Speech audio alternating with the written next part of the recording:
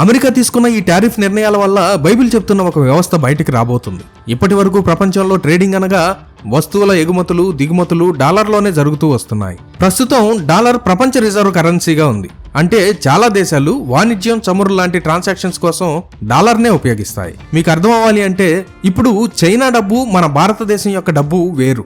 భారత్లోని ఒక company China నుండి 10 కోట్ల విలువైన మొబైల్ ఫోన్లు దిగుమతి చేస్తుంది. చైనా ఈ లావాదేవీలు డాలర్లో చెల్లించు అంటుంది. ఇప్పుడు దిగుమతి చేసుకున్న భారత్ కంపెనీ 10 కోట్ల రూపాయలను డాలర్లుగా మార్చి అంటే సుమారు $120,000 చైనాకు చెల్లిస్తుంది. ఇలా ప్రపంచవ్యాప్తంగా అంతర్జాతీయ వాణిజ్యంలో 60 నుండి 70% లావాదేవీలు డాలర్లలోనే ఉన్నాయి. అమెరికా ప్రపంచంలోనే అతిపెద్ద ఆర్థిక వ్యవస్థ. సుమారు $28 ట్రిలియన్ జీడీపీ కలిగి ఉంది.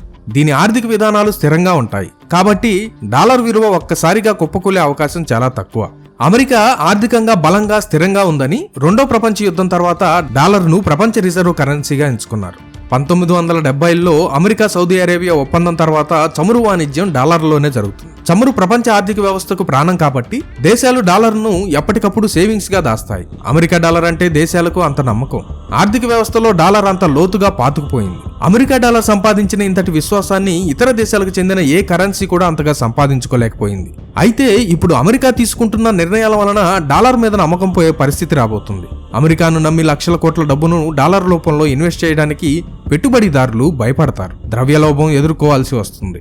ఆర్థిక మాంద్యం చూడాల్సి వస్తుంది. ట్రంప్ మన భారతదేశం మీద 26% పన్ను విధించాడు. తర్వాత టైం ఇచ్చాడు. చైనా మీద అయితే మొదట 34% పన్ను వేశారు. చైనా మేము ఊరుకోము అని తిరిగి అమెరికా మీద అదే 34% టారిఫ్ వేసింది. చైనా ఈ ప్రతీకార టారిఫ్లను విధించిన వెంటనే ట్రంప్ దాన్ని అగౌరవంగా భావించి చైనా నుండి వచ్చే దిగుమతులపై 125% టారిఫ్లను అమల్లోకి తెచ్చాడు. వీరిద్దరి చర్యల వల్ల మరొక కొత్త యుద్ధం మొదలైందనే భయం పట్టుకుంది. చైనా ఎక్కువగా ఎగుమతులు చేసే దేశం. ఇప్పుడు వారి వస్తువుల మీద అంత పన్ను అంటే అమెరికా ప్రజలకు వారి వస్తువులను కొనడం చాలా కష్టం అవుతుంది. దిగుమతి చేస్తున్న వస్తువుల ధరలు పెరుగుతాయి. ఒకప్పుడు $10 దొరికే చైనా వస్తువు ఇప్పుడు $100 అవుతుంది.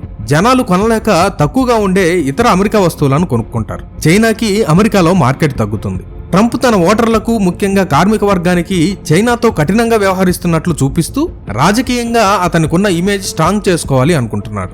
ఒక్క భారత్ చైనాకే కాదు, ఇప్పుడు అమెరికా ఏ దేశాల మీద టారిఫ్ పెంచుతుందో అందరి పరిస్థితి అలాగే అవుతుంది. ధరలు పెరుగుతాయి. పేద ప్రజలు ఇబ్బంది పడతారు. స్టాక్ మార్కెట్ నష్టాలు, లాభాలు తగ్గటం, చాలా సమస్యలు వస్తాయి. ఇప్పుడు ఇదంతా ఇంతటి నష్టం జరుగుతుంటే ఏ దేశమైనా ఊరుకుంటుందా? ఇప్పుడు దేశాలన్నీ ఇక అమెరికాని నమ్ముకోవటం వీల్లేదని ప్రపంచవ్యాప్తంగా దేశాల మధ్య వాణిజ్య లావాదేవీల కోసం దేశాలన్నీ కలిసి మరొక కొత్త డబ్బును వాడడం కోసం నిర్ణయాలు తీసుకోబోతున్నాయి.